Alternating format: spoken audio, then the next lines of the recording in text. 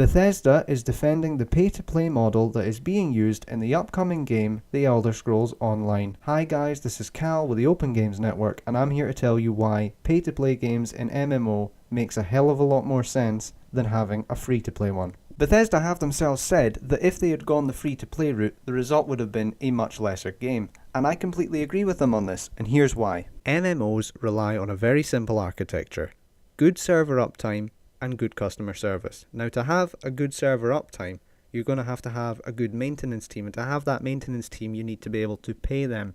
And to actually do this, it's easier to go the pay-to-play route, and it's much more efficient because you're going to get more money from that usually than if you go the free-to-play model. Now, when it comes to the free-to-play model, you can look at games like RuneScape and see that they are very successful. However, it is a different kind of gamer that is attracted to RuneScape than is attracted to WoW. And World of Warcraft is going to be the game that the Elder Scrolls will try to emulate here, regardless of whether you want that or not. Now, what do I mean by this? Well, what I'm talking about here is that the kind of gamer that goes to World of Warcraft is a hardcore gamer, by and large. They want to sit and play the game for hours on end. They want to have a good time with their friends online, whether they know them in real life or not, and they want to raid, they want to go to dungeons, they want to play PvP, have a good time, they want to get loot, and they want to have a generally fun time with other like-minded players. The free-to-play model actually discourages this and attracts the kind of gamer that I would call a super casual. And even though that's not a common term, I would like to make it one, because this kind of gamer goes to free-to-play games and really avoids having to pay for anything. If you look at RuneScape in particular, I knew a guy when I was at school that played that game absolutely relentlessly, but he would never pay for anything on it. And I said to him, why don't you come over to World of Warcraft? The gameplay's better, there's a lot more to do. You're spending a hell of a lot of time on RuneScape, because, I mean, this guy had absolutely no life, believe me, and he was sinking all of his time into this game where you really couldn't do anything on it and it wasn't worth it. And his reasoning was, no, I don't want to pay for it. And the guy had money, so I don't understand why he had such a problem with it. But if you look at that kind of guy, they just want to go into free-to-play worlds and spend their time playing those games, regardless of how good it is. And why would you want that kind of guy playing with you?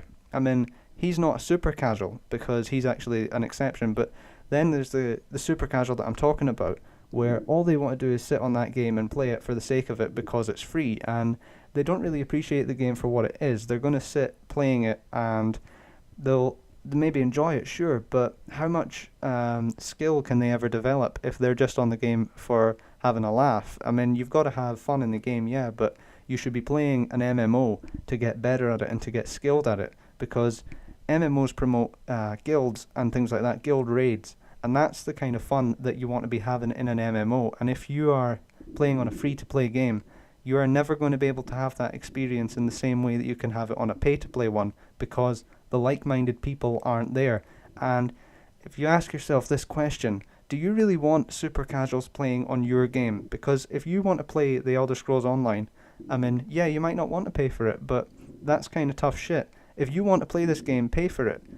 If you did actually have it in a free-to-play model, you may find that you really don't like the game, because the kind of person that you will be playing with is not the kind of person that you want on an MMO.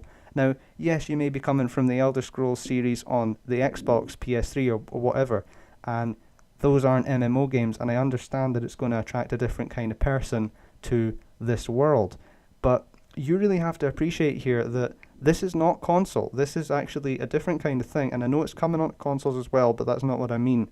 This is not console gaming, this is not single-player gaming. This is a largely PC-based type of game, and we do it differently over here, guys. That isn't actually what we're looking for from games. We like a bit more of a challenge, and we like to have more of a team effort, and for us guys on PC, it is a bit more of a life, so you have to remember that. And what you also have to take into account here is that if you make friends with a super casual, how long are they actually going to be playing the game for? Or even how often are they going to be playing the game? Because these kinds of people come and go, whereas the hardcore gamer, or even the regular casual gamer that is paying for an MMO, is going to play the game maybe at least a couple of times a week, whereas your hardcore guy is going to be on it perhaps every day, maybe even 6 days a week kind of thing, and they'll be playing it a lot, and they'll be working up, and they'll be able to help you, they'll want to help you, because that's the kind of people that you get on these games. Helpful, good people. Yes, you get some arseholes, but a lot of the people on these games are actually very good natured and really want to help their guildies out. And obviously there are reasons that it's better for the company to have a pay-to-play game rather than a free-to-play one, which I did cover a little bit at the start of this video, but this was more to point out why it's actually better for you, the gamer and consumer,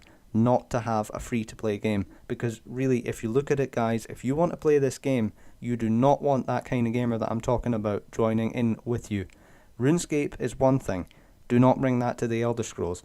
The second that World of Warcraft goes free to play, and I believe that Blizzard have on a level already admitted that it is going to eventually, that game is not going to be the same, guys. And if you have ever played World of Warcraft, or if you even do play it now, if that game goes free to play, can you really tell me that you're going to keep playing it? Anyway, let me know what you think about what I've said in the comment section below. Don't forget to rate the video and subscribe to the channel. Your support means a lot, guys. This is Cal from OGN signing out.